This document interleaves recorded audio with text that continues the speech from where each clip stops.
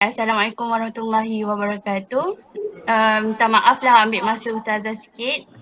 Okey, terima kasih juga sebab sudi meluangkan masa untuk temu ramah ni lah untuk Guru Cemerlang Pendidikan Islam. Jadi nama saya Nur Izzati Binti Tarmuji dan ini adalah ahli kumpulan saya. Untuk malam ni kami nak bertanyalah sedikit soalan tentang Guru Cemerlang Pendidikan Islam. Nanti ada beberapa soalan yang akan ditanyakan oleh rakan-rakan saya juga. Untuk pertama sekali saya nak minta Ustazah perkenalkan diri dulu boleh? Boleh.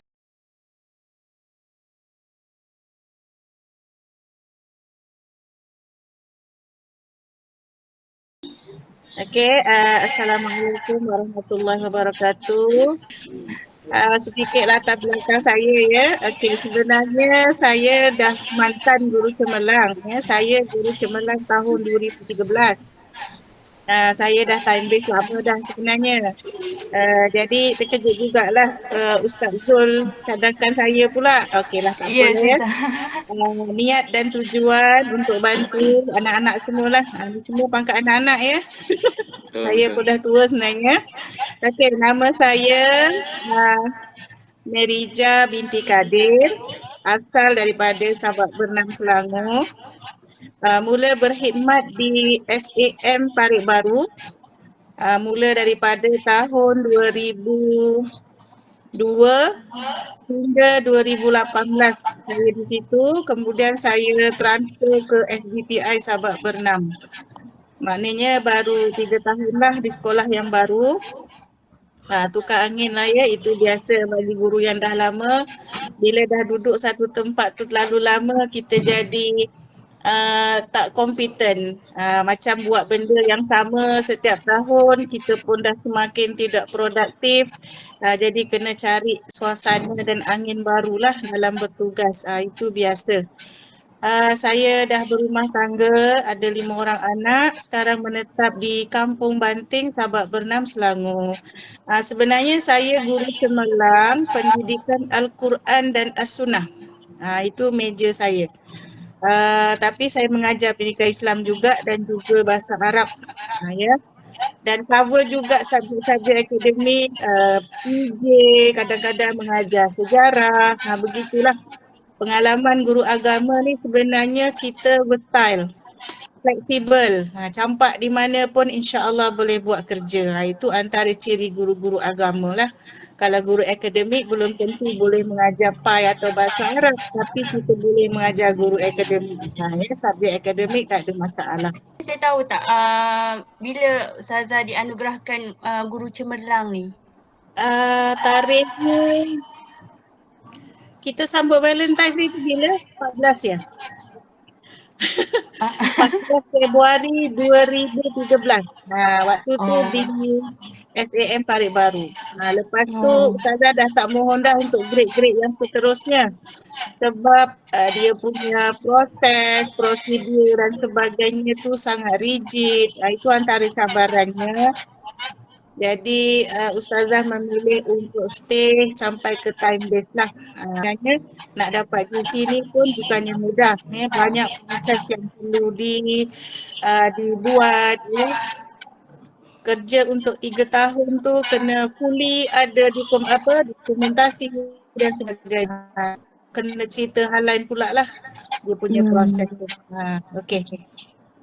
Okey, untuk soalan yang kedua, saya nak tanya Ustazah, apa cabaran yang Ustazah hadapi sepanjang Ustazah bergelar sebagai guru cemerlang ni?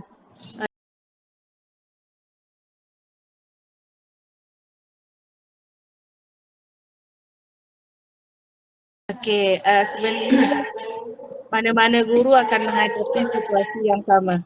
Cuma bagaimana kita nak menghadapi dan mengatasi cabaran-cabaran itulah ya, menggunakan kaedah yang berbeza. Sebelum saya membuka cerita ni, saya nak pesanlah ya dekat anak-anak ni, bakal guru-guru akan datang. Once kita dah, orang kata dah beraku janji nak jadi guru, memang kita kena mindset betul-betul ya. Sebab zaman semakin mencabar, anak-anak murid kita ni bukan lagi watak-watak dalam cerita atau drama ya, realitinya 100% kadang-kadang unexpected yang berlaku. Kita tak boleh nak jangka sebab anak murid kita ni ada macam-macam background ya. Kalau di SBP lain, kalau di sekolah harian berbeza, begitulah. Jadi anak-anak kena bersedia dari segi mental dan emosi paling utama. Okey, cabaran sepanjang perkhidmatan dalam pendidikan. Sebab Ustazah dah merasai 2 jenis sekolah ya.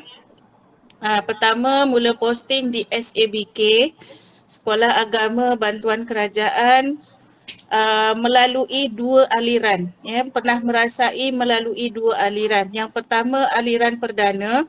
Sampailah tahun 2000 apa ya, saya dah lupa tak ingat. Kita mula pula dengan kurikulum dini. Yang memang fully bahasa Arab untuk subjek usuluddin, syariah dan al-lughatul arabiyah al-mu'asirah. Dan akan datang ni katanya nak bertukar lagi kurikulum dini itu lebih kepada sukatan daripada Mesir Al-Azhar. Jadi bila Ustazah dah buat mukadimah begitu menunjukkan apa? Dasar pendidikan kita ni yang tidak konsisten dan kerap berubah. Jadi cabaran utama kita sebagai kumpulan pelaksana. Biasanya kalau dah mula skim baru, dasar baru, guru-guru sebenarnya kadang-kadang tak jelas apa yang perlu dibuat. Benda tu dah berjalan, baru guru-guru akan dipanggil untuk kursus, taklimat, bengkel dan dalam masa yang singkat pula pihak KPM nakkan hasilnya. Itu cabaran kita. Sebab tu jadi guru ni bukannya kita duduk di comfort zone. Kita kena sentiasa bekerja dan sentiasa berinisiatif mencari sendiri kefahaman dasar kerajaan ni nak yang macam mana sebenarnya. Bagi guru subjek pendidikan Islam ni sebenarnya tak terasa sangat sebab kita masih melaksanakan pengajaran dan pembelajaran seperti biasa. Cuma cabaran kita adalah dari segi nak membentuk adab pelajar. Itu ya, dari segi knowledge tu tak ada masalah. Tapi dari segi adab, Masya Allah ya, banyak ceritalah kalau nak share ni tak cukup satu malam sebenarnya. Okey, itu yang pertama ya, dari segi pelaksanaan dasar pendidikan yang tidak konsisten dan kerap berubah. Yang kedua, macam yang dimomok-momokkan selama ni lah, beban tugas guru, tugas sampingan itu lebih banyak daripada tugas hakiki. Betul kan? Tugas hakiki kita mengajar kan? PDPC, buat RPH dan sebagainya, ya, membina item soalan, itu sebenarnya kerja hakiki kita. Tapi hakikatnya anak-anak nanti bila dah duduk di sekolah, kena pula sekolah yang kecil, bilangan guru tak ramai, kita terpaksa mengcover tugas bagi sekolah yang sama dengan bilangan guru lebih daripada 200 orang.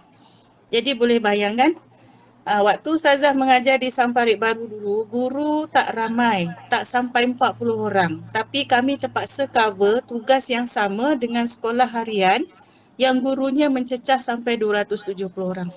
Jadi Ustazah sendiri pernah pegang sampai 5 jawatan setiausaha. Ya, boleh bayang untuk tahun-tahun semasa.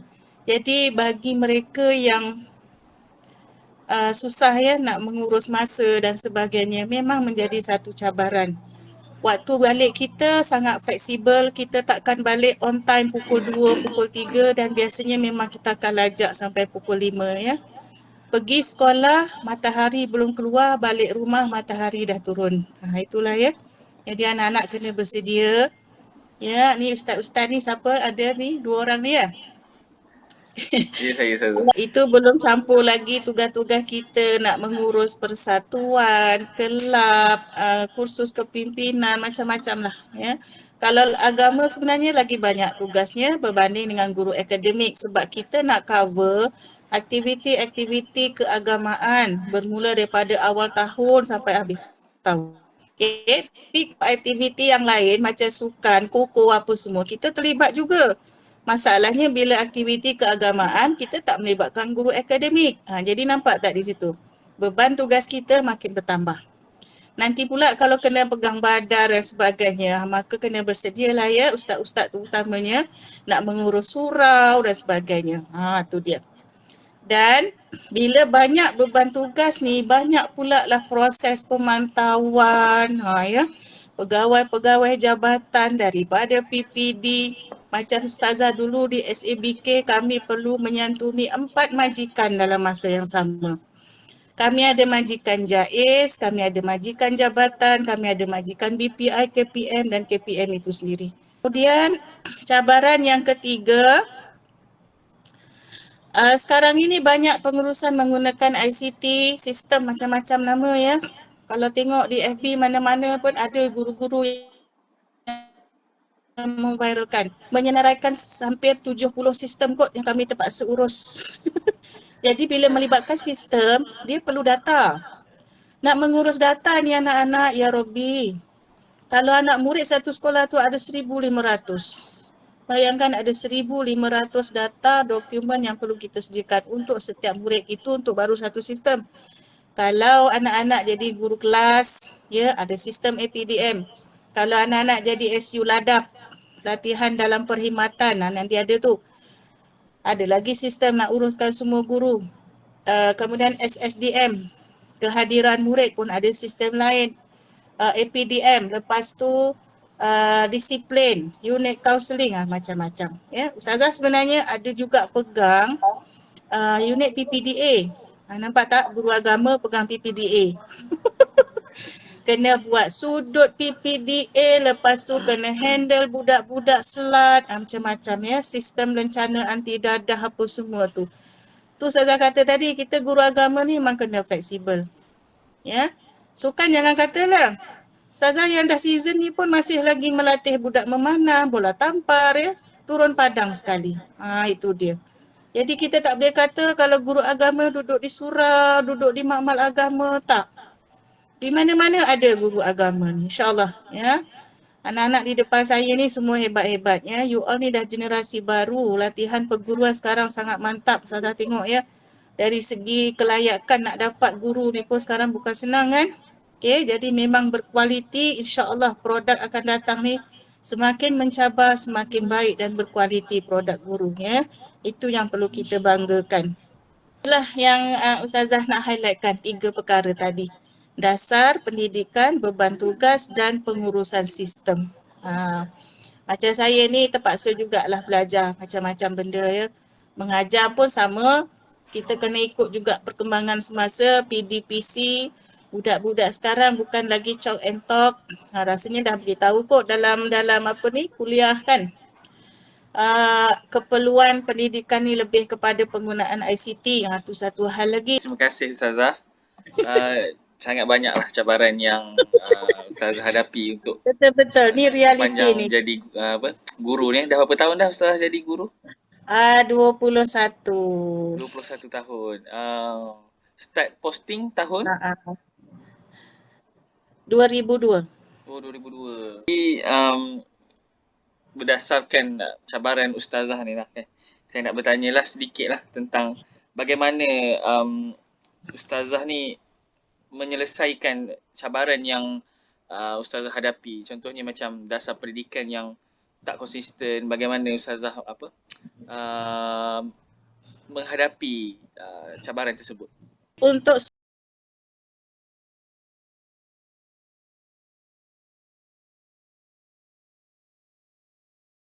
solusi, ya, cara nak mengatasi yang pertama mindset kita lah.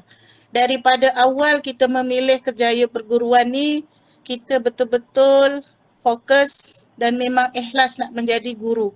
Jadi kita kena prepare jiwa raga kita menghadapi apa juga cabaran sebagai pendidik dan memang kerja kita ini lain dari yang lain. Kita nak create manusia, bukan nak create satu benda. Kemudian yang kedua, sikap dan mentaliti kita lah. Okey, yang kedua kita kena ada teamwork. Belajar bekerja dalam satu pasukan. Kita memang tak boleh buat kerja sendiri nak. Ya, banyak kerja memang kita perlukan bantuan orang lain. Sebab tu komunikasi penting. Kita dengan kaki tangan pejabat kena jaga. Ya, kita jangan fikir kita punya level tak sama tak. Bagi ustazah kita semua sama, cuma bidang tugas kita berbeza tapi kita saling lengkap melengkapi. Macam Ustazah, insya-Allah kemahiran PR Ustazah tak ada masalah. Ustazah boleh bersembang dengan jaga, boleh bersembang dengan pemandu bas dan sebagainya. Sebab memang kita memerlukan diorang ni. Ya. Jadi bekerja dalam teamwork, banyakkan mendengar dan bertindak. Ya, kurangkan bercakap. Sebab bila kita bercakap, tak semua orang akan suka. Ya. Kalau orang buat kerja, kita jangan terus nak menilai dan sebagainya, ya. Anggaplah apa yang kurang pada orang lain itu kekurangan kita juga, dan kalau kita ada kelebihan, kita melengkapkan yang lain, insya-Allah, ya. Okey, kemudian dari segi pengetahuan anak-anak, apa yang kita belajar waktu latihan sebagai guru tak cukup, ya. Bila kita masuk ke sekolah, melihat kepada kumpulan pelajar kita itu siapa. Kalau pelajar yang memang datang daripada background family yang educated, dia lain tau. Jadi guru ni kena maju ke depan sikit, ya. One step ahead lah daripada anak murid. Kalau boleh lebih pandai daripada anak murid. Sebab tu knowledge tu penting. Pembacaan, ya, kita buat research. Kemudian penglibatan diri dalam latihan, kena rajin lah. Sekarang ni nak cari ilmu senang, ya, semua di hujung jari. Jadi nanti anak-anak bila dah masuk sekolah, secara automatik anak-anak akan terlibat dengan latihan dalam perkhidmatan. Memang kita wajib ikut webinar, seminar, kursus apa semua tu, dan maklumat itu perlu didaftarkan dalam sistem untuk kita punya rekod kompetensi. Tu dia. Sekarang ni penilaian guru cemerlang, ya, untuk perkhidmatan cemerlang, bukan guru cemerlang, perkhidmatan cemerlang, anugerah perkhidmatan cemerlang akan dinilai berdasarkan kepada itu. Jadi anak-anak kena rajin. Waktu tengah muda ni, ya, tengah bertenaga ni, buat betul-betul. Ya, alhamdulillah lah guru-guru baru yang datang ke SBPI Sabak Bernam tu, saya tengok memang grup guru-guru yang memang excellent, teamwork bagus, memang cepat bertindak walaupun ada anak kecil dan sebagainya. Okey, guru-guru perempuan, anak-anak yang perempuan, ya, biasa kalau kita pergi sekolah herit anak, ya, sampai tidur kat sekolah dengan anak tu biasa. Sampai sekarang berlaku lagi situasi begitu. Sebab tu suami-suami kena faham, ya, kalau isteri tak balik, asyik bermalam di sekolah. Kemudian willing to serve. Itulah, sentiasa bersedia untuk berkhidmat. InsyaAllah. Semua tu boleh diatasi. Okey, tu je lah kot. Okey, baik. Okey, terima kasih Ustazah. Alhamdulillah. Baik, berdasarkan apa yang Ustazah cerita tadi, sangat-sangat apa ni, saya dengar tu sangat-sangat seronok lah. Kalau ikutkan nak dengar dengan lebih dengan lebih mendalam lagi. Okey, baik Ustazah. Berkaitan dengan apa yang Ustazah ceritakan tadi, boleh tak Ustazah kongsikan sedikit nasihat ataupun nasihatlah untuk kami semua sepanjang apa yang Ustazah menghadapi ataupun dari segi cabaran, pengalaman apa semua. Ustazah boleh ceritakan nasihat untuk insya-Allah pada kami semua yang akan menjadi bakal pendidik.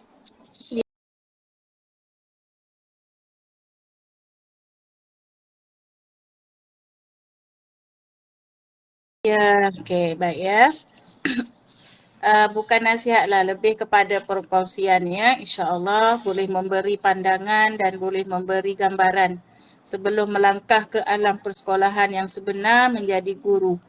Okey, yang pertama, bila dah dapat jadual nanti, jadual mengajar, first kali yang perlu kita buat ialah betul-betul menguasai subjek yang kita ajar. Bila kita menguasai subjek, baru kita rasa confident nak mengajar. Ya, anak-anak murid ni ada macam-macam ragam. Ada yang memang sekadar nak test kita, nak menguji kita, ataupun ada juga yang memang 100% bergantung dengan kita, ya, tak nak usaha sendiri, sampai tingkatan 5 pun begitu. Macam-macam perangai, ya. Jadi kalau kita betul-betul menguasai subjek yang kita ajar, insya-Allah kita confident, ya. Saya ajar PJ. Hari tu saya mengajar tarian Zapin, belasah aja. Tingkatan 4 pula tu, boleh bayang tak? Ya. Diorang pun terkejut Ustazah berjoget nak buat macam mana dalam sukatan dah begitu. Ya. Okey, kemudian buat kajian tindakan. Pernah dengar, ya? Pernah dengar, pernah. Guru yang cemerlang ni setiap tahun, ya, setiap tahun sepatutnya lah. Kajian tindakan atas subjek yang kita ajar ataupun isu-isu lain yang timbul yang di bawah pengurusan kita. Contoh kalau kita sebagai guru badar, ya, Badan Dakwah dan Kerohanian, ada masalah dalam kalangan murid ni yang tak lancar membaca Al-Fatihah. Jadi apa kajian tindakan yang kita nak buat untuk mengatasi masalah itu? Itu kena ada. Ya, kajian ni sangat berharga ya cikgu-cikgu, anak-anak semua. Bila kita masuk dalam rekod ladap tu nanti, kajian tindakan tu dia ada mata kredit untuk kita punya kompetensi. Yang membezakan kualiti kita sebagai guru adalah kajian tindakan. Makin banyak kita buat, makin bagus kita punya perkhidmatan ya. Okey, kemudian yang ketiga, ini memang saya punya karakter lah. Saya memang bersedia bekerja di bawah orang. Maksudnya bersedia menerima arahan. Sebab kita ni duduk di bawah majikan seorang pengetua. Kita ada banyak bos ya, pengetua, penolong kanan saja ada 3, belum lagi ketua bidang itu sini kan. Walaupun saya ni umur dah banyak, saya punya ketua bidang sebenarnya lebih muda daripada saya. Tak kisah ya, umur tak menjadi masalah, tapi posisi itu penting. Jadi kalau dengan majikan, kita sentiasa bersedia untuk menerima arahan, buatlah kerja. Dan sentiasa memberi komitmen kepada organisasi. Maksudnya, apa juga bidang tugas yang kita dah diberi itu, kita buatlah sehabis baik. Kalau tak mampu, ya, tak dapat nak buat kerja, tanyalah orang. Ya, jangan malu. Macam Ustazah ni banyak belajar dengan kawan-kawan sekolah lain tau. Kadang-kadang kawan-kawan sekolah yang sama pun tak ada pengalaman tu. Jadi saya kena cari sendiri pengalaman tu. Pergi sekolah lain, tengok file diorang, macam mana diorang mengurus sistem apa semua, memang kena buat. Okey? Sebab bila kerja kita settle, maka kita memudahkan urusan orang lain kan? Dan orang lain pun akan memudahkan urusan kita. Kemudian, yang paling penting core business kita adalah pada anak-anak murid. Jadi guru ni kita kena simpati dan empati. Tak ingat nama tak apa, sebab saya memang susah nak ingat nama anak murid, tapi saya kenal dia ni siapa. Apa karakter dia, siapa latar belakang keluarga dia, ada masalah atau tidak pelajar ni. Ya? Saya senang je kalau tak ingat nama, saya panggil abang kakak aje, dia orang dah faham dah. Ya, tapi dari segi orang kata prihatin kita ni. Anak murid tak makan, kita tahu. Anak murid tak ada duit, kita tahu. Anak murid tak sihat pun kita kena tahu. Itu sebenarnya yang menjadikan kita dengan anak murid ni sentiasa bonding. Hubungan dengan anak murid tu kena ada sebab kita nak anak murid tu percaya pada kita. Jadi apa-apa masalah dia akan bercerita dengan kita dan senang kita nak mengatasi sekiranya ada apa-apa masalah melibatkan anak-anak murid kita ya. Sekarang lagi kita guna PBD kan? Pentadsiran bilik darjah. Macam-macam aktiviti kena buat. Macam kita agama tak ada masalah. Kita boleh buat amali wuduk, solat, suruh baca Al-Fatihah ke apa. Baru-baru ni saya buat amali khutbah. Budak lelaki tak pernah berkhutbah, tiba-tiba kena khutbah. Jadi juga Alhamdulillah. Itu guru agama. Kita kreatif, insya-Allah boleh. Jadi keperluan anak murid yang pelbagai ni kita kena alert. Kalau boleh kan, sediakan satu file untuk setiap kelas. Nama pelajar itu, ada guru yang lagi bagus, yang ada gambar lagi. Di snap gambar anak murid ni, sebab nanti tak ingat yang mana. Jadi prestasi mereka ni kita sentiasa catat, keperluan mereka itu dan ini. Kalau sampai tahap macam itulah kita punya, apa orang kata, concern pada anak murid, insya-Allah anak-anak memang guru yang bagus. Nak jadi guru yang cemerlang ni, sentiasa mencari ruang dan peluang untuk belajar baru. Ya, terutama dari segi penggunaan teknologi. Akhir sekali adalah bila mendidik anak murid ni, didiklah dengan jiwa. Ya, anggap mereka itu anak kita sendiri walaupun kita belum berumah tangga, belum ada anak. Bila dah ada anak lagi senang. Ya, kita nak marah lebih-lebih pada anak murid ni, bila teringat anak sendiri tak jadi nak marah. Itu antaranya lah. Okey, rasanya itu saja, insya-Allah. Okey, terima kasih Ustazah atas nasihat yang sangat berguna untuk kami.